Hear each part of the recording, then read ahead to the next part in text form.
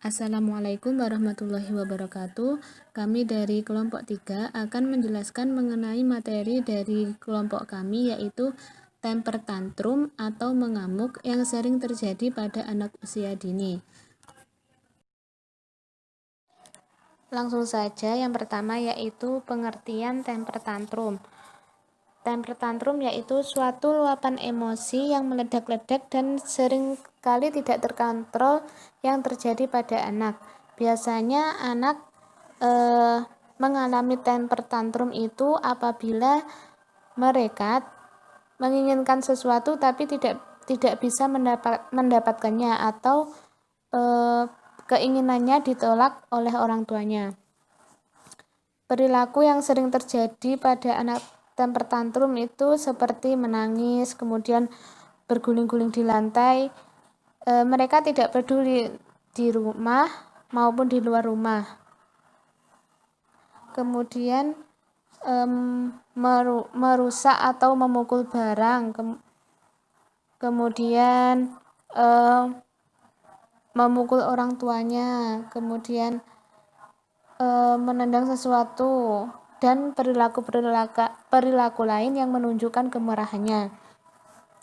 Kemudian perilaku temper tantrum ini normal terjadi pada anak usia 2-6 tahun dan termasuk dalam proses perkembangan anak. Selanjutnya yaitu penyebab dari temper tantrum. Yang pertama yaitu kesehatan. Anak dengan kondisi tubuh yang tidak fit atau sedang mengalami penurunan dalam kesehatannya biasanya akan lebih mudah terpancing emosinya. Atau juga anak yang sedang kelelahan atau merasa lelah itu juga dapat menumbuhkan emosinya yang berlebihan. Penyebab yang kedua yaitu putus asa. Anak yang merasa tidak mampu melakukan sesuatu untuk mendapatkan sesuatu yang dia inginkan biasanya lebih mudah marah karena dia merasa tidak didengarkan apa yang dia inginkan. Juga terjadi pada anak yang mengalami hambatan dalam pertumbuhan dan perkembangannya. Misalnya ketika seorang anak ingin mengungkapkan sesuatu atau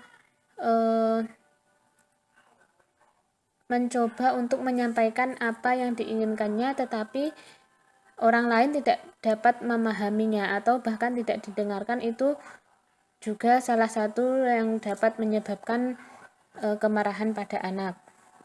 Kemudian yang ketiga yaitu keinginannya ditolak. Ini sering terjadi yaitu ketika seorang anak menginginkan suatu tetapi selalu ditolak oleh orang tuanya dan sering dimarahi. Itu menyebabkan anak akan lebih mudah marah dan terjadi tantrum. Contohnya seperti ketika seorang anak sedang keluar untuk berbelanja dengan ibunya atau ayahnya, kemudian dia menginginkan suatu barang atau mainan yang ia sukai, tetapi orang tuanya melarang dengan alasan karena sudah punya di rumah atau yang lainnya. Itu anak tidak akan terima sehingga dia marah dan terjadi tantrum tersebut. Kemudian penyebab yang keempat yaitu pembatasan atau perubahan jadwal aktivitas anak. Perubahan jadwal di sini contohnya seperti anak yang sudah tumbuh besar, kemudian dia merasa sudah tidak membutuhkan waktu untuk tidur siang, tetapi orang tuanya atau ibunya itu memaksanya untuk tidur siang. Atau anak sering dilarang untuk melakukan aktivitas yang dia inginkan. Nah, seperti ini atau pemaksaan seperti ini akan dapat menyebabkan anak mudah marah dan sulit mengontrol emosinya sehingga terjadi tantrum. Kemudian penyebab yang kelima yaitu mencontoh tindakan orang tua saat marah. Di sini orang tua dianggap model bagi anak. Jadi jika anak melihat orang tua sedang marah, kemudian orang tua sering kehilangan kendali saat marah, maka anak akan belajar melampiaskan kemarahannya seperti yang orang tuanya lakukan. Ketika misalnya seperti ayah dan ibu sedang marah atau ayah membanting suatu barang atau membanting pintu dan itu dilihat oleh anak, maka anak akan belajar dari situ. Mereka meluapkan kemarahannya seperti itu, seperti yang dilakukan oleh orang tuanya.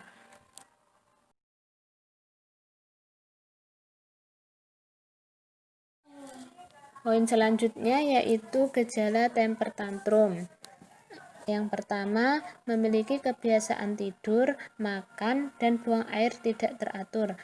Kemudian sulit menyukai makanan, tempat, dan orang-orang baru atau sulit beradaptasi dengan perubahan. Nomor 4, suasana hati lebih sering negatif. Kemudian nomor 5, mudah dipengaruhi dan perhatiannya sulit dialihkan. Anak yang sudah dikuasai oleh emosi maka akan sulit untuk menerima sesuatu yang baru atau perubahan yang baru, sehingga dia merespon segala sesuatu yang ada di sekitarnya yang diberikan kepadanya itu dengan penolakan dan kemarahan. Kemarahan tersebut biasanya disertai dengan perilaku khas seperti merengek, menangis, kemudian memukul-mukul barang atau bahkan memukul orang tuanya, kemudian berguling di lantai, kemudian merusak atau memecahkan barang, menyerang orang di sekitarnya yang dikenal, dan lain sebagainya, melakukan kegiatan atau perilaku yang dapat meluapkan emosinya. Poin selanjutnya, poin terakhir, yaitu bagaimana cara menghadapi anak yang tantrum atau anak yang mengamuk. Yang pertama, cari tahu dulu apa yang menyebabkan anak mengamuk. Kemudian biarkan anak dengan perilaku tantrumnya. Ketika sedang terjadi tantrum, maka kita biarkan dulu anak dengan perilaku mengamuknya. Namun tetap pastikan bahwa lingkungan sekitar anak tempat ia mengamuk itu aman, sehingga tidak ada kejadian yang tidak diinginkan saat anak mengamuk. Kemudian jangan menghadapi anak dengan emosi, jangan marah apalagi memukul anak, karena kunci dalam menghadapi anak tantrum itu adalah sabar. Sabar itu merupakan salah satu bentuk komunikasi yang efektif dalam menghadapi anak yang sedang mengamuk. Kemudian yang selanjutnya yaitu jangan langsung ketika anak sedang tantrum atau mengamuk, ketika dia tidak mendapatkan apa yang dia inginkan, jangan langsung memenuhi kemauannya atau jangan memenuhi keinginannya, karena itu tidak akan menyelesaikan masalah. Beri ketika tantrum anak sudah perlahan membaik atau sudah reda, itu beri penjelasan sederhana dengan tidak menggunakan emosi. Itu akan perbuatan tersebut akan tindakan tersebut biasanya akan diterima dengan baik oleh anak. Kemudian koordinasi antar kedua orang tua.